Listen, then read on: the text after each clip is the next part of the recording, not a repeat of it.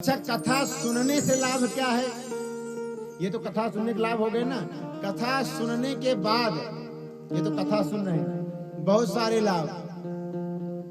अगर जिसने ठीक प्रकार से कथा को जीवन में उतार लिया तो सबसे पहला जो झगड़ा है ना सास बहू वाला, वो झगड़ा खत्म हो जाएगा। क्योंकि कथा कभी हिंसा करना नहीं सिखाता, झगड़ा करना कभी कथा नहीं सिखाएगी। और जो लोग कह रहे हैं कि अरे हमने कथा सुनी और कथा सुनने के बाद झगड़ा कर रहे हैं, इसका मतलब उन्होंने अभी कथा को हृदय में हृदयस्थ नहीं किया, ठीक प्रकार से कथा नहीं सुनी। एक बहू थी तो सास से बड़ी तंग थी, तो मायके गई अपने, तो मायके जाकर अपने पिता से कहती है, पिता उसके डॉक्टर थे, तो पिता से कहती है, पिताजी हमारी सास हमें बड़ी तंग करती है, कोई ऐसी दवा दो कि हम उनको जहर दे दें मर जाएं। आज की बहुएं भी अपनी सास से परेशान है, बोले राधे राधे। क्यों? क्योंकि जैसा सास शासन करना चाहती है वैसा बहू को मंजूर नहीं। वो स्वतंत्र होना चाहती है, लेकिन सास अपने अनुकूल उसको रखना चाहती है। तो बेटी ने अपने पिता से कहा, पिताजी आप डॉक्टर हैं, कोई ऐसी दवा दें कि मर जाएं। और लेकिन एक बात और, आप ऐसी दवा दें कि हम उनको खिलावें तुरंत मर गई, तब तो पुलिस आ जाएगी, हमको ले जाएगी। तो कोई ऐसी दवा दीजिए जो धीरे धीरे कुछ महीने बाद मरे वो खा के। तो पिता ने कहा ठीक है, एक पुड़िया दे दी, बोले जाओ सुबह शाम इसे दूध में घोल के पिला देना। बोले ठीक है। अब आप लोग ना ऐसा करने लगना, सुन लो। तो बेटी आई, पिता के बात में विश्वास था कि पिता ने जहर दिया, इसे पुड़िया ले आई, और सुबह शाम जो बहू लड़ती झगड़ती थी ना, पिता ने पहले मना कर दिया था, देखो अगर तुम दवा दे रही हो और लड़ती झगड़ती भी रहोगी और तुम्हारी सास चल बसेगी, फिर भी आफत है। इसीलिए ऐसा करना, 1 महीने की जो दवा दे रहे हैं ना तुमको, अगर तुम्हारी सास तुमको खूब गाली देवे फिर भी तुम केवल बैठ के सुनना, और फिर सुनने के बाद भी गाली देवे तो कुछ कहना नहीं, जाके केवल चरण दबाने लगना। बोले ठीक है। वो गई और जैसे बहू को देखा, सास ने चिल्लाना शुरू किया। तो बहू ने विचार किया अब इनको उत्तर दें, लेकिन पिता की बात याद आ गई कि पिताजी ने मना किया है कि लड़ना नहीं है। गई बहू, चरण दबाने लग गई। तो जो सास चिल्ला रही थी ना वो शांत हो गई। फिर दूसरे दिन चिल्लाई, फिर उसने चरण दबाना शुरू किया, और जैसे ही शाम होवे कि दूध में वो घोल के दे देवे, सासू जी पीजिए। अब 1 दिन हुआ, 2 दिन हुआ, 4 दिन, 6 दिन, हफ्ते बीत गए। तो जो सास का स्वभाव था ना, उग्र स्वभाव, वो कम हो गया। अब वो लड़ती झगड़ती नहीं, डांटती तक भी नहीं। अब तो महाराज 15 दिन व्यतीत हुए, 20 दिन व्यतीत हो गए, तो जो सास थोड़ी सी भी टुन्न फिन्न होती थी ना, सब बंद। इतना प्रेम दोनों में हो गया, इतना प्रेम हो गया। अब तो बहू जो है अकेले कमरे में जाती और घुट घुट रोने लगती कि अरे अब 20 दिन हो गए, 10 दिन बाद ये मर जाएंगे, हम इनसे इतना प्रेम करते, हमारी माँ की तरह है ये। हमारी माँ मायके में थी, लेकिन ससुराल में भी एक माँ मिल गई।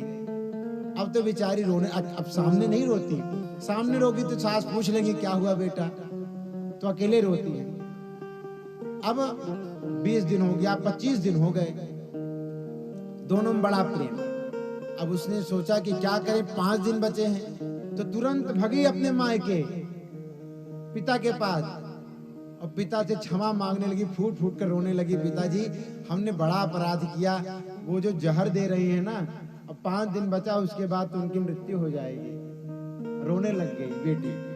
तो पिता बेटी को देखकर जो है मुस्कुराने लग गए, बोले हाँ अब तुम सच में हमारी बिटिया बनी हो, तुम चिंता मत करो, जो हमने तुम्हें दवाई दी है ना वो विष नहीं, अभी तो एक मीठी औषधि है।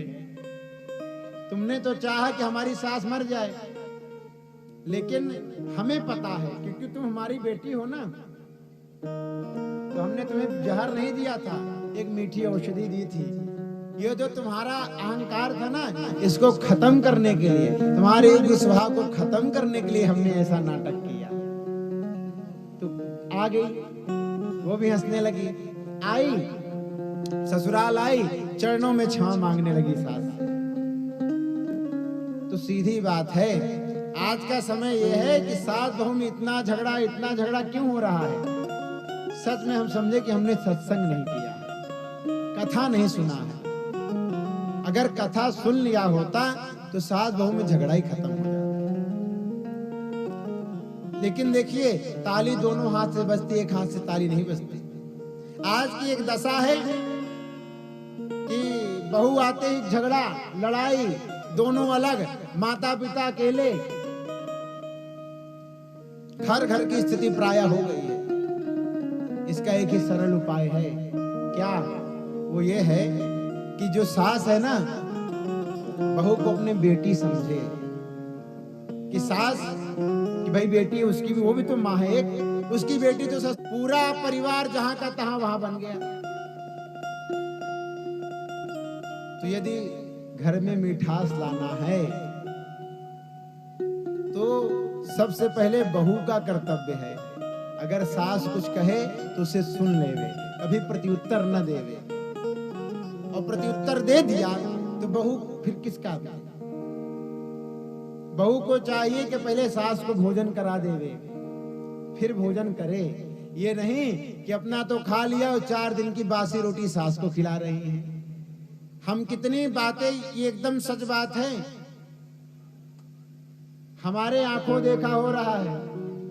कितने ऐसे घर हैं जहां 2 बेटे, 4 बेटे और साहब सब नौकरी वाले, पिता भी नौकरी वाले, सब नौकरी वाले, अपनी अपनी बहू को लेकर के अपना अपना भोजन अलग, और 2 ठो बेचारे माता पिता वृद्धावस्था में लेकर अपने चूल्हा अलग फूंक रहे हैं।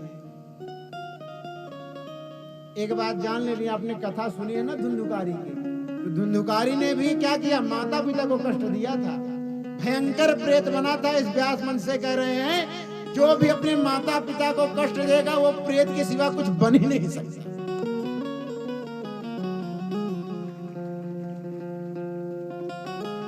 अगर भागवत का पूरा फल चाहिए, माता पिता की सेवा करो, सास ससुर की सेवा करो।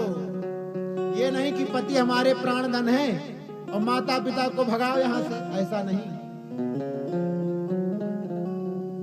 कथा की सार्थकता तभी है जब कथा सुनकर हम कुछ जीवन में उतार लेवें। ये कथा इसलिए कह रहे हैं क्योंकि घटना सब जगह व्याप्त है। बोल वृंदावन बिहारी लाल की।